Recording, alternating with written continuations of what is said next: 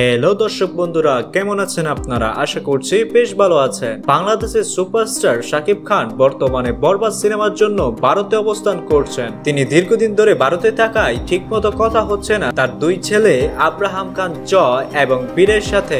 বিশেষ করে বীরকে একটু খুব বেশি মিস করছিলেন তিনি। শাকিব খান বিভিন্ন সময় শুটিং এর জন্য দেশের বাইরে থাকলেও একা থাকেন না তিনি।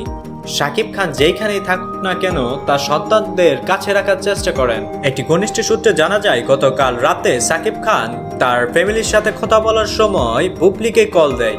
কল দিয়ে বলে যে আমার ছেলে বীর কেমন আছে, ও কি আমাকে মিস করছে, ওর সাথে কথা হয় না বলে কি ও পাপার সাথে রাগ করেছে।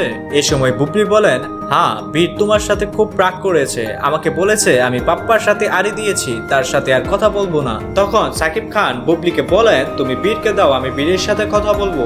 বীরের সাথে কথা বলার সময় শাকিব খান বলেন, তুমি তোমার মাম্মাকে নিয়ে কিছুদিনের জন্য আমার কাছে চলে এসো, আমি তোমাকে খুব মিস করছি পাপা।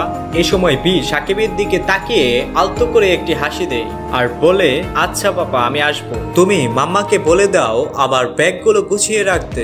এবং মিডিয়া রিপোর্ট থেকে জানা যায় কিছুদিনের মধ্যেই শাকিব খানের কাছে তার ছেলে বীর এবং তার মা বুবলি একটি বিশেষ চার্টার ফ্লাইটে করে শাকিব খানের কাছে যাবেন।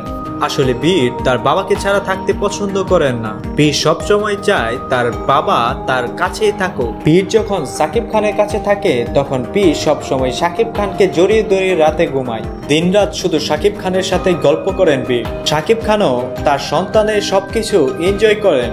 তো খুব শীঘ্রই আবার দেখা হতে চলেছে এই বাবা পুত্রের। তো দর্শক বন্ধুরা, আমাদের এই নিউজটি আপনাদের কাছে কেমন লাগলো তা কমেন্ট করে জানান। এবং আপনি যদি হয়ে থাকেন শাকিব খানের একজন চরম ভক্ত তাহলে আমাদের চ্যানেলটিকে লাইক এবং সাবস্ক্রাইব করুন।